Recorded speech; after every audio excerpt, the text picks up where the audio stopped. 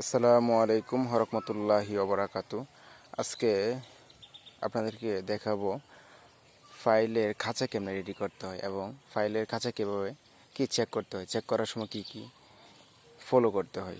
ফার্স্টে আপনাদেরকে দেখাবো যে ব্লক অবশ্যই আপনাকে ডিজাইন অনুযায়ী করা হয়। সবাই সাধারণত 3 ইঞ্চি ফাইলে কভারিং দেওয়া হয়, কোথাও কোথাও 2.5 ইঞ্চিও দেওয়া হয়। হ্যাঁ, এখানে আমরা সাধারণত 3 ইঞ্চি ব্যবহার করছি ব্লক। আরেকটা কথা হইলো ওয়েল্ডিং।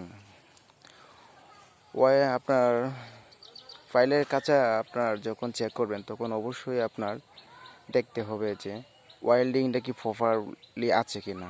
ঠিক আছে, এখানে দেখতেছেন যে ওয়েল্ডিং মোটামুটি প্রপারলি আছে, কিন্তু কোথাও কোথাও জায়গা বেঁধে ওয়েল্ডিং ছুটে গেছে, সে জায়গায় আপনার ওয়েল্ডিং আবার করে দিতে হবে। আর একটা হলো যে ক্লোজ রিং।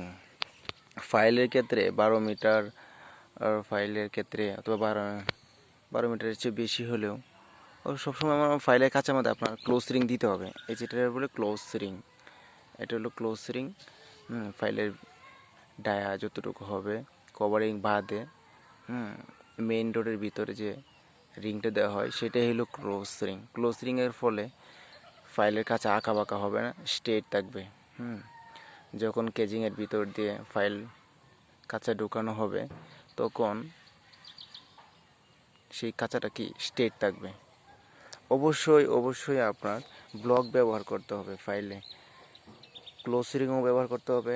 আরেকটা কথা হলো আপনার অবশ্যই স্পেসিংটা দেখতে হবে যে স্পেসিং ঠিক আছে কিনা। আমরা এখানে সাধারণত 200 পর রিং টানছি, বলতে পারে স্পাইরাল করছি আপনার 200 পর। হ্যাঁ, সেই ক্ষেত্রে এখানেও একটা দেখার বিষয় যে 200 পর কি আছে কিনা সেটাও দেখতে হবে। হ্যাঁ, সেখানে দেখা যায় যে হ্যাঁ এখানে 200 পর আছে, যে 200 পর এভারেজ টান দিবেন, তাইলে দেখতে পারবেন যে আপনার 200 পর হয়ে যাবে। এই যে 200 এভারেজে আপনার 3টা নিয়ে টান দিবেন, তাহলে বুঝে যাবেন যে 3টা নিয়ে টান দিবেন তাহলে 6, এই যে হলো 3টা নিয়ে টান দিচ্ছি আমি 600 আসছে। হ্যাঁ, 3টা নিয়ে টান দিবেন তাহলে দেখবেন যে স্পাইরালটা ঠিক আছে। আরেকটা হলো স্পাইরালের যখন ল্যাপিং হবে, ল্যাপিং জন্য অবশ্যই আপনার কি ওয়েল্ডিংটা প্রপারলি করতে হবে।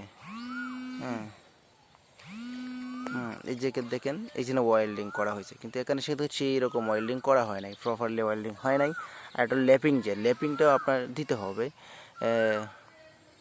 অনেক ডিজাইনে অনেক রকম ল্যাপিং থাকে, তবে এখানে দেওয়া হয়েছে 450, কোথাও 500 থাকে, কোথাও 44D হয়ে থাকে আর কি। আচ্ছা, এই হইল ফাইলের চেকের বিষয়টা। অবশ্যই আপনার ফাইলের প্রথমে দেখতে হবে ফাইলের ডিজাইন অনুযায়ী কয়টা মেইন ডোর আছে, তারপর দেখতে হবে স্পাইরাল কত ইঞ্চি পর, তারপর আপনাকে দেখতে হবে যে ক্লোজ রিং কত মিলিমিটার অথবা কত ইঞ্চি পর, সেগুলা সাধারণত ফাইলের লক্ষ্য রাখা হয়। আর বিশেষ করে আপনাকে অবশ্যই ব্লকের বিষয়টা মাথায় রাখতে হবে, ব্লক যেন প্রপারলি থাকে সেদিকেও লক্ষ্য রাখতে হবে। হ্যাঁ, যাই হোক এই